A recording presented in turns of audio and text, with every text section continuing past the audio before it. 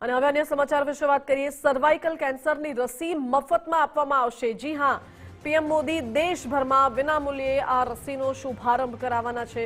મુખ્યમંત્રી ભૂપેન્દ્રભાઈ પટેલ 16 સિવિલમાં શરૂઆત કરશે, જ્યારે ગુજરાતમાં 5.5 લાખ દીકરીઓને મફત સર્વાઇકલ કેન્સરની રસી આપવામાં આવશે।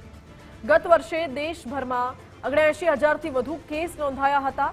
સર્વાઇકલ કેન્સરથી ગત વર્ષે 34,000 દીકરીઓના મૃત્યુ થયા હતા।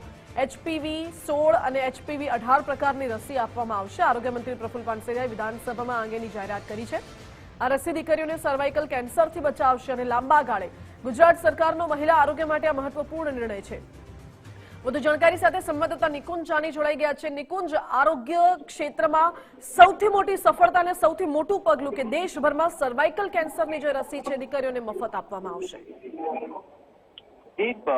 પ્રધાનમંત્રીની વર્ચ્યુઅલી ઉપસ્થિતિમાં ગુજરાત રાજ્ય અને પૂરા દેશભરની અંદર આ અભિયાનની શરૂઆત થઈ રહી છે। વિધાનસભા ગૃહની અંદર પ્રશ્નોત્તરી દરમિયાન મંત્રી પ્રફુલ્લ પાનસેરિયાએ તેની જાહેરાત કરી છે। સર્વાઇકલ કેન્સરની રસી પૂરા દેશભરની અંદર દીકરીઓને, મહિલાઓને વિનામૂલ્ય આપવામાં આવશે અને તેની શરૂઆત આજે દેશભરની અંદર થઈ રહી છે। મુખ્યમંત્રી ભૂપેન્દ્ર પટેલ 16 સિવિલ હોસ્પિટલ ખાતેથી તેની શરૂઆત કરશે। ગુજરાતમાં 5.5 લાખ દીકરીઓને સર્વાઇકલ કેન્સરની રસી જે છે તે મફત આપવાનું અભિયાન છે। દેશભરમાં ગત વર્ષે પણ લગભગ 80,000 કરતા વધુ સર્વાઇકલ કેન્સરના કેસો નોંધાયા હતા। ગત વર્ષે 34,000 દીકરીઓના સર્વાઇકલ કેન્સરના કારણે મૃત્યુ થયા હતા।